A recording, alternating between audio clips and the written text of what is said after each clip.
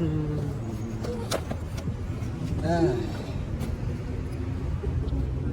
Hey, what's wrong? Why are you so tired?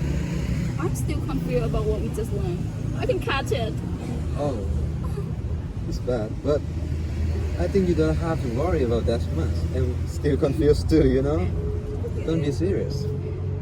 Oh yeah, yesterday I watched the docudrama that's made from a very famous fencing. It's about a loveaholic of a man who loves his girlfriend very much, but the girl has some Alzheimer's symptom that she often forget about him. Just they start the day of story start with the girl very hungry and start to bash the boy because she can't remember who the boy is.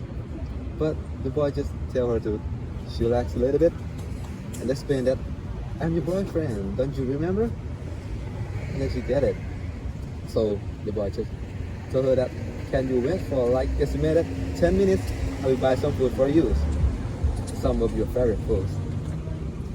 She says okay, and then he drove his motorbike to find some food, and back in 10 minutes she prepared the meal, prepared everything for her to eat, and then he decided to tell something very important to her, that he had a cancer, a very serious cancer, that from the workaholic for a long time, and he just wanted to tell her that she loved her so much.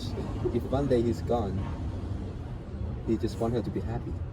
And the film skipped to the end, the scene of the funerals of the boy, and that day is the heartbreaking of the girlfriend because the Alzheimer has gone and she remembers everything. I think it's very sad, don't you? What? What are you talking about? There are many vocabularies. Vocabulary? Yes, like chillax, like loveaholic, like docudrama. What does it mean? About this word is kind of blending, the blending word that we just learned a few minutes ago in the class. The blending? Yes, the blending. What?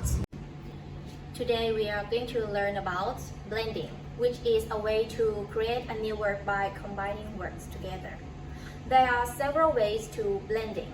One way is cutting off some parts of word before blending. And also there are another notice that words that are blended together are the same part of speech. For example, this word, agitprop. It is agitation and propaganda. We cut some parts of both these words and blend together. Alright, and another way is join the whole word and another parts of the words together. Like, take this as an example. We have docudrama, which is document and drama. We just cut the word meant and blending with drama.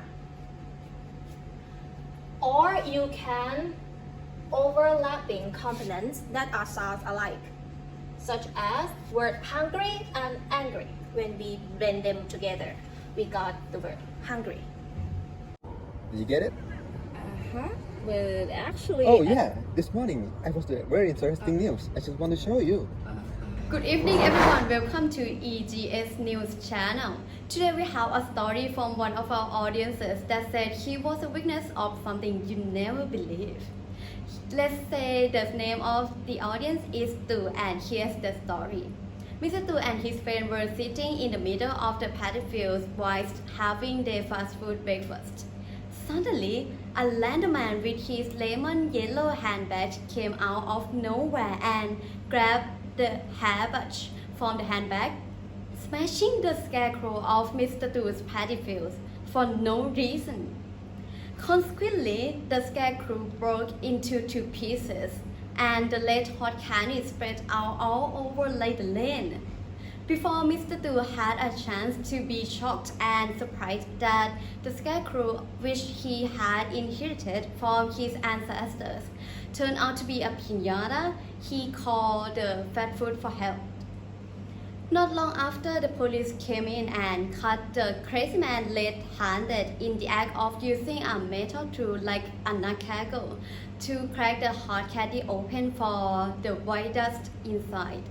Mr. Tu's friend believed it was just the powder. The man is charged with trespassing and destruction of others' property and gets locked for the rest of his life after accusing Mr. Tu and his friend for telling lies. And that's today's story. Anyway, there is a point of note that blending is similar to semantic head compounds. Okay, firstly, we have to know more about compounding, which is another way to create a word by combining two or more words together. We can divide compounds into two types, which are according to grammatical head and semantic head. But today we will focus on classified by semantic head, or we can say that it was classified by meaning. We can categorize it into compounds with a semantic head and without semantic head.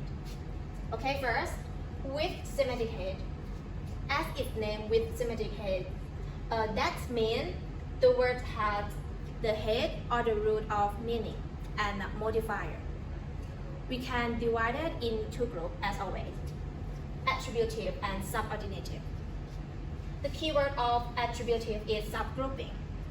A modifier in this type is subgrouping the head, such as the word wheelchairs. We talk about wheelchair, that wheel is a modifier of the head, which is chair. That is the chair that has wheels. Alright? Next, subordinative. The keyword is complement. A modifier in this subordinative compound doesn't subgrouping the head just like attributive, but it completes the meaning of another word. And there is another notice that the head is usually a noun that converts from transitive verbs, such as this word, child-like, which means like a child. And we can also all describe as endocentric compounds. Now we've already known about compound with semantic heads. Now let's move to our main problem today, compounds without a semantic head. This topic. Okay, let's see. We can divide it into two types. It is first copulative compound and exocentric. First, let's take a look at copulative. First type of this group is appositional, which has a keyword is same referent. That means, let's take a look at example first. The word player coach. This word, we are not talking about just a player or just a coach, but we are talking about the one who is both a player and a coach at the same time. And next type is coordinative compound. The keyword is relation. This is shows us the relation between two words that are compound together. Alright, and the last one, exocentric compound. Okay, this quite outstanding and fun to learn because the meaning seems unrelated to any part of the compound. Okay, take the word scarecrow as an example. This word doesn't mean a type of crow, but it is a figure created to scare any kind of bird away from crows. Okay? Now, do you understand, right? So those compound without semantic head and branding are ways to create a new word by combining, right? Yeah. And both of them don't have the main meaning words either, but the difference is the way to combine, right?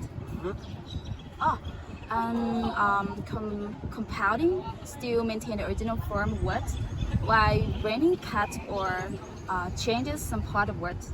Am I right? Exactly. Thank you. Oh my god. I'm still confused about what we just learned.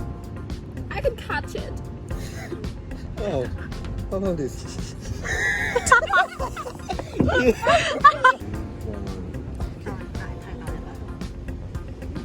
Hey, what's wrong?